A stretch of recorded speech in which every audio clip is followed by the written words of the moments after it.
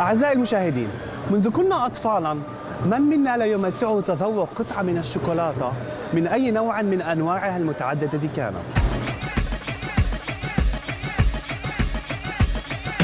وهل توقف إنتاج الشوكولاتة على أنواع بعينها أم أن هناك دائماً الجديد من حيث الطعم، الشكل، اللون وحتى الاستعمال؟ هيا بنا لنكتشف ما استجد في معرض الشوكولاتة العالمي.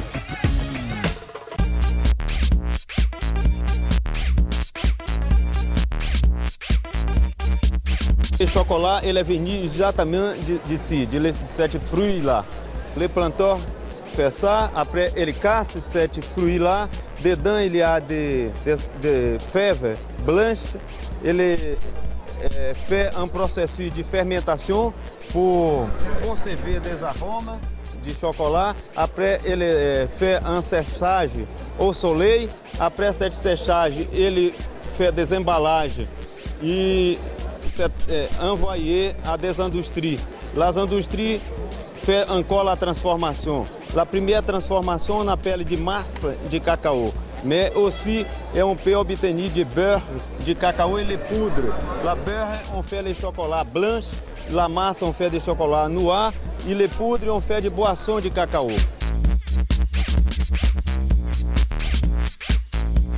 Chaque année, il y a donc ces crus que nous utilisons en fait, que nous mélangeons avec différents produits, des fruits, des épices.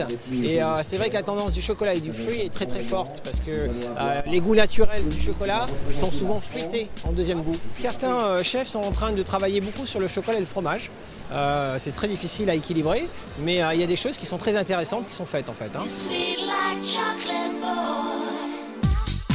Parmi les 7 candidats aujourd'hui, on va sélectionner un Français qui fera le concours l'année prochaine mondial. C'est-à-dire qu'il y aura d'autres pays, la Belgique, l'Italie, la France, l'Allemagne, enfin 20 nations qui seront représentées l'année prochaine. Voilà.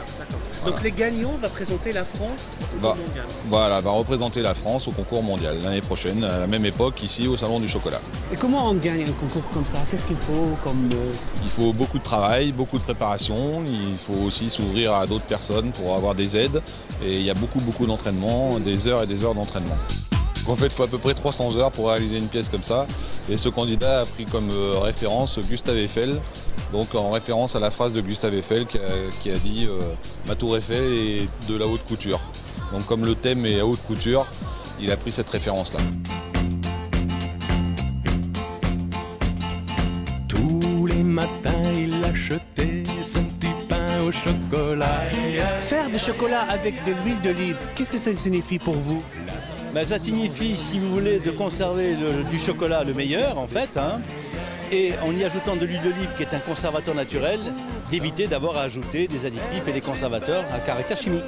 Nous avons travaillé à l'ancienne, ce qui nous a permis, donc, en travaillant sur des rythmes plus mesurés, de bien doser. C'est une question de dosage. Donc vous avez là un assemblage parfaitement pertinent qui laisse vraiment le palais absolument pas saturé avec le sentiment de déguster quelque chose de parfaitement équilibré.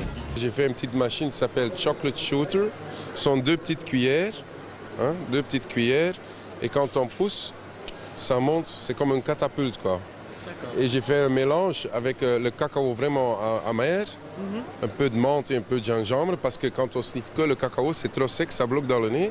Et la menthe et le gingembre, ça fait ouvrir. Et après, la menthe se redescend et tu as le chocolat qui reste au cerveau. Et là, le serveur vient avec le dessert et on peut manger framboise et chocolat, mais sans manger le chocolat. Le chocolat est merveilleux. Maintenant, non seulement on l'utilise pour la gastronomie, mais aussi en vêtements, qui est très original. Et à votre époque, on faisait quoi avec les chocolats? Eh bien, on faisait des petits entremets, des petites mousses, tout ça. Maintenant, on le mange, on le met sur soi, qui est très original.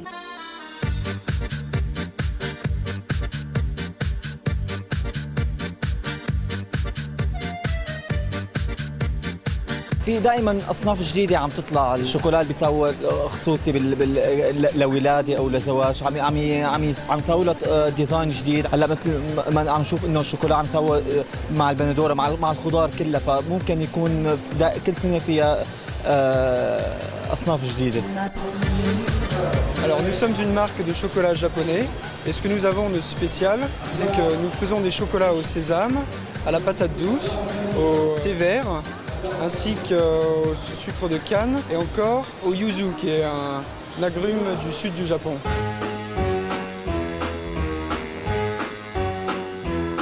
On voudrait savoir ce que vous faites, monsieur. Ben là, je sculpte du chocolat.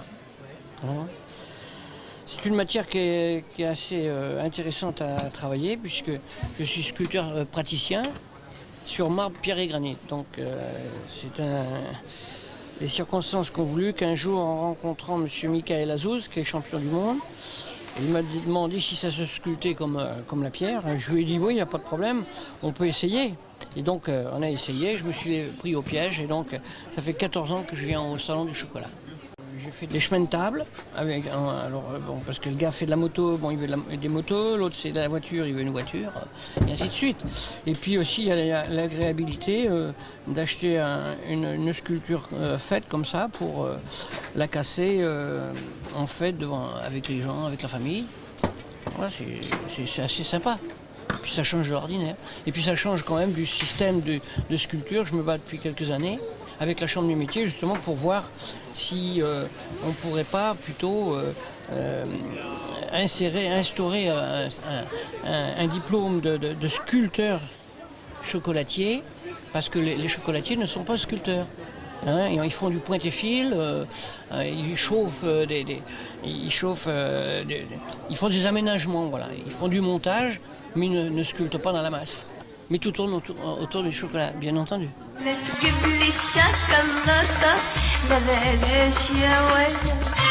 روح ركعي البطاطا لبلاش يا